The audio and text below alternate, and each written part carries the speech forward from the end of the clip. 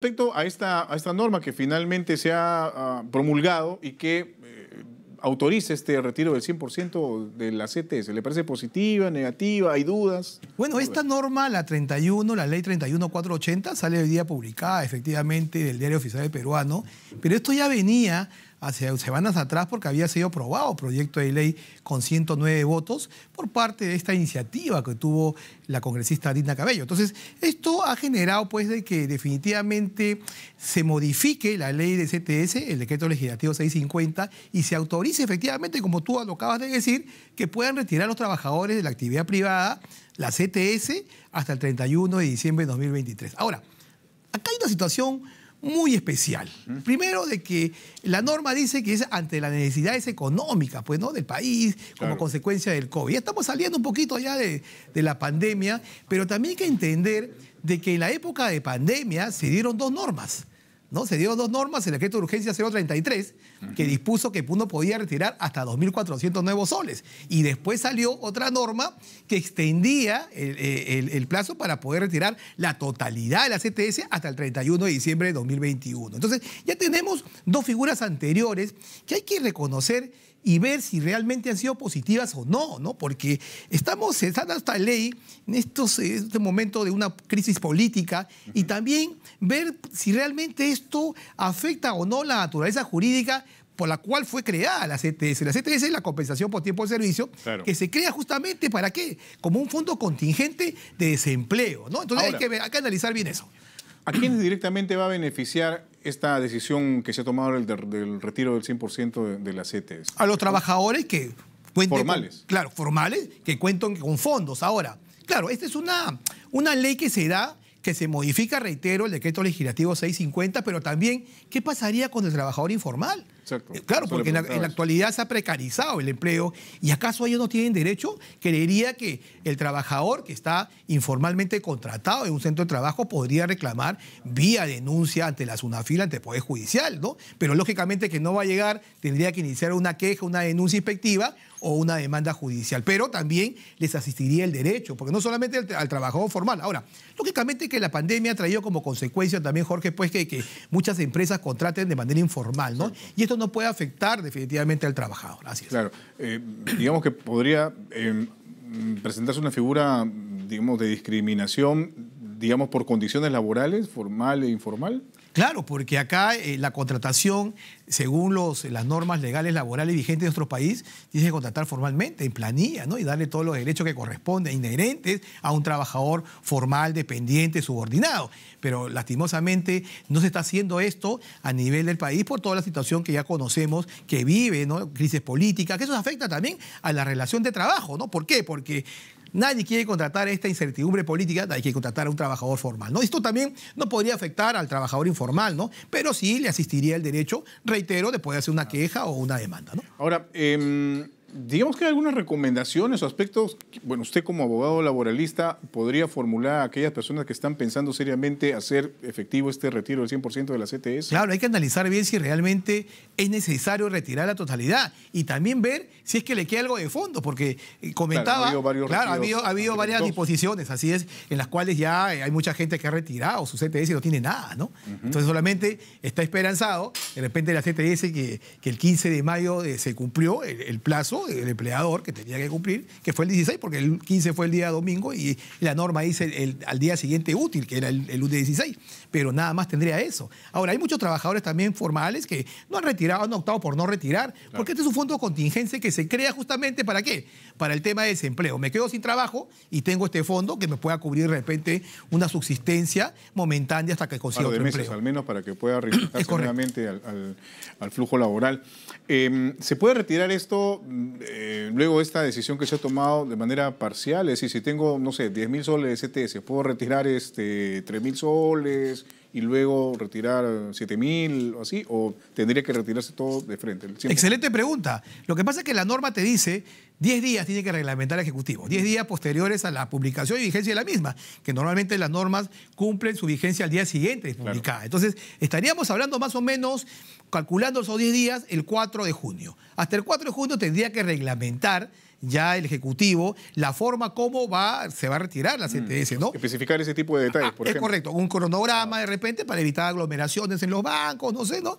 Y de repente ya a partir del 6 de junio ya habría la posibilidad de retirar. Ahora, vas a poder retirar solamente una sola vez, la norma no te dice eso, pero creería de que hasta el 31 de diciembre, salvo de que cuando se reglamente se diga lo contrario, hasta el 31 de diciembre de 2023 podrías retirar las veces que tú quieras, ¿no? Claro, y en las dos ocasiones anteriores, ¿cómo fue este asunto para recordar un poco el tema? Inicialmente se retiraba 2.400 como máximo. Hubo un cronograma, iban al banco y hacían la transferencia y como estamos en pandemia, a través de llamadas telefónicas, inclusive correos electrónicos. Después de eso, cuando se cumplió ese plazo y los que no habían retirado, se dio la posibilidad de que retiren la totalidad del 100% hasta el 31 de diciembre. Entonces, ya se acumulaba, por ejemplo, la CTS de mayo o noviembre de 2020, mayo de 2021 y diciembre de 2021, y hasta el 31 de diciembre pudiste tener la opción de retirar. Y eso es lo que ha pasado con muchos peruanos, muchos trabajadores formales que lo han hecho, ¿no? Ahora,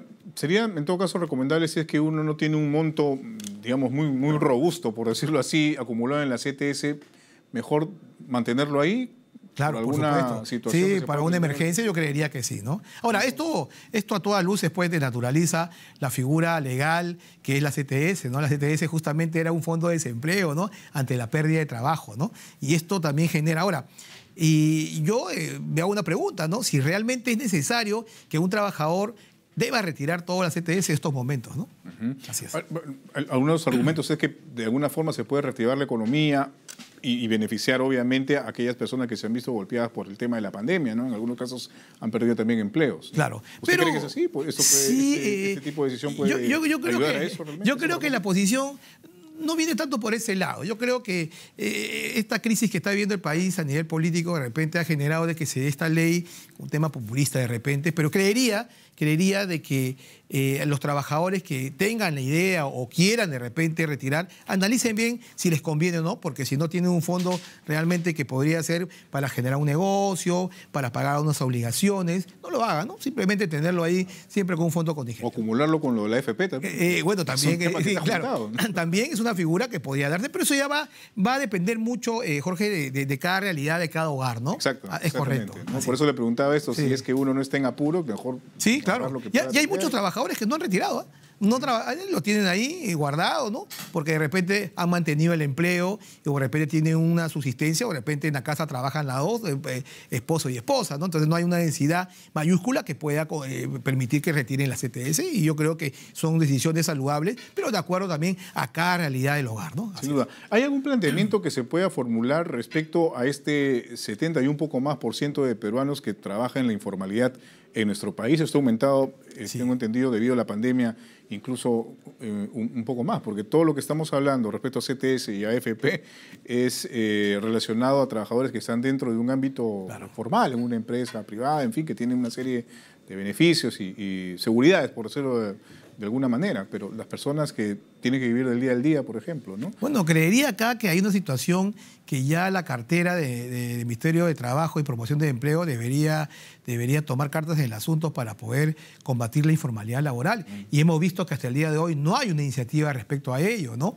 ¿Por qué? Porque se sigue contratando mal, se sigue contratando a través de recibos por honorario, se sigue pagando sin bancarización a los trabajadores, sin cargas sociales, sin tener un seguro, sin ver de repente que tenga un accidente de trabajo o una enfermedad ocupacional, y esto genera a todas luces pues un perjuicio al trabajador. Ahora, debería haber de repente una política adecuada. ¿Para qué? Para que se pueda formalizar el empleo. Y esto creo que la SUNAFIL, que es la Superintendencia Nacional de Fiscalización Laboral, debería también fiscalizar no solamente al empleador que es formal, también hay muchos empleadores que son informales y a veces no les cae. Entonces, creería que la vara debería darse a todos por igual, ¿no? Claro, y lamentablemente en nuestro país la informalidad mata, ¿no? Hace unos años este incendio de la Galería Nicolini en el cercado de Lima, con 2 jóvenes pidiendo auxilio a lo lejos y que finalmente terminaron muriendo prácticamente esclavizados, ¿no? En un container que no tenía ningún tipo de condición para laborar, ¿no? Lo que pasa es que ahí, lastimosamente, estos tipos pues, de negocios están cerrados,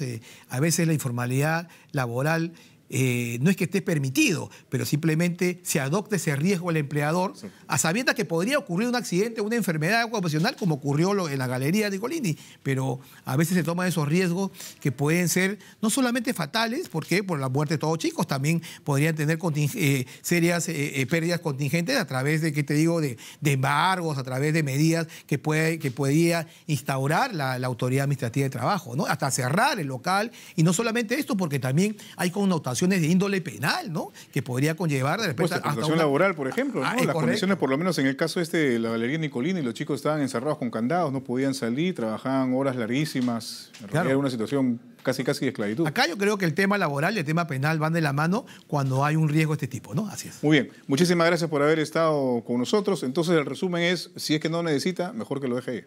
Es la recomendación. Mejor. Listo. Muy amable. Gracias, Jorge. A usted. Julio Palomino, abogado laboralista, ha conversado